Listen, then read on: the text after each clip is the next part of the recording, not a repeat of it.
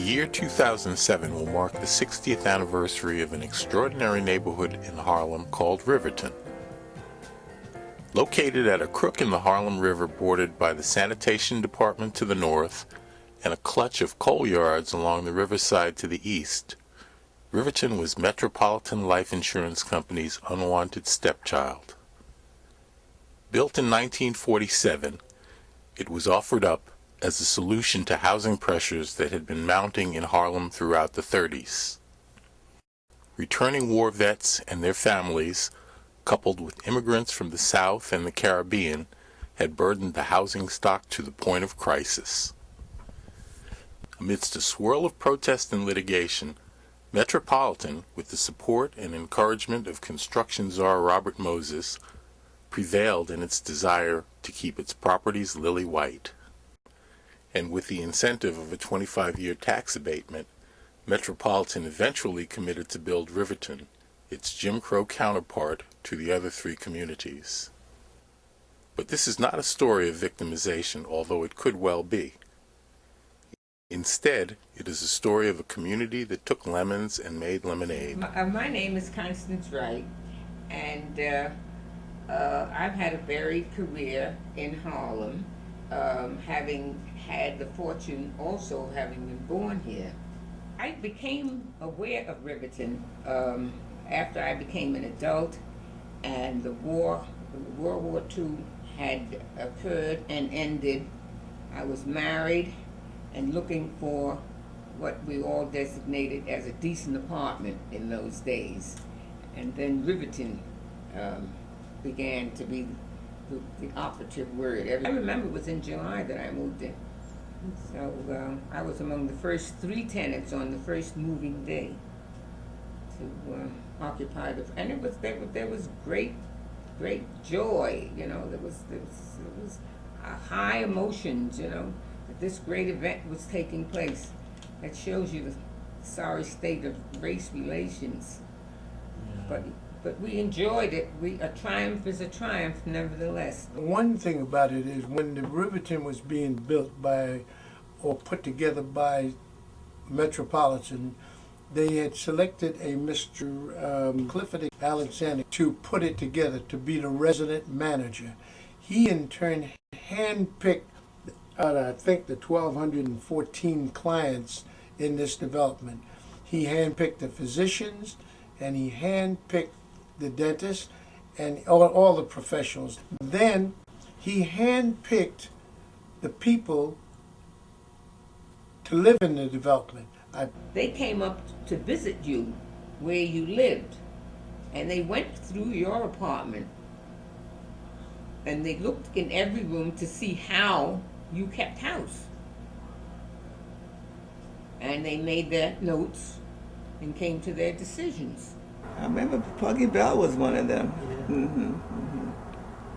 Check you out, you know, see what sort of a housekeeper you were. They used to come on Sundays, I remember, and visit. At that time, they were really screening people very carefully because they wanted a very special kind of grouping of people who had certain aspects of education, certain aspects of other things that were good for the community. And they tried to put a mix of people who have a variety of skills and experiences and so forth, and put them in a place where it was really a neighborhood. Everybody that lived in Riverton, this was literally a small town. It was terrible that we haven't really utilized the fact that these people were as creative as they were, who were doing the things that were as timely as they were, and yet we as a community haven't documented them to the extent that we would. I'm glad that you're doing what you're doing here. Cause really, it was a supervised recreational park where you had Dolly King was the supervisor, Miss Bell and Miss Gates pretty much was running the show here. Where?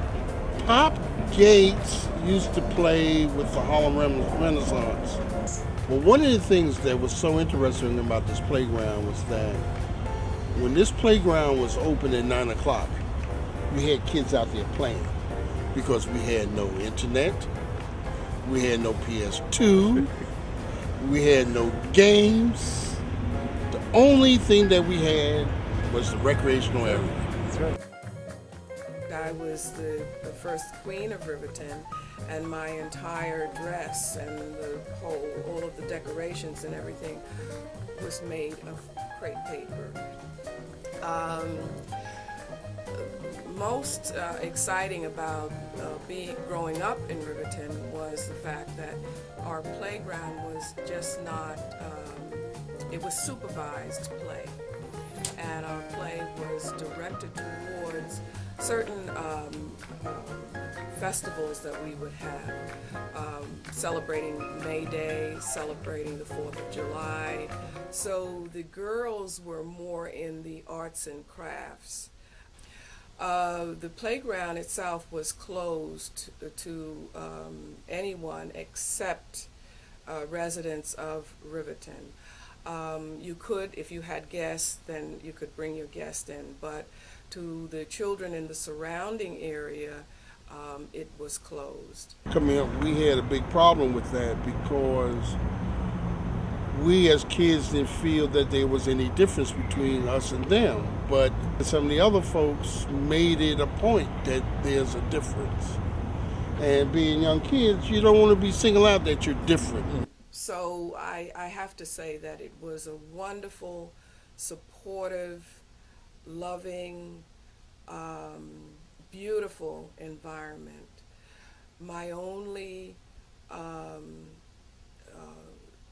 negative feeling was the fact that we were truly like an oasis in central Harlem, and you were mindful of the fact that although you lived very well, when you would cross the street, you were aware of the fact that there were many black families who were not living the way you were.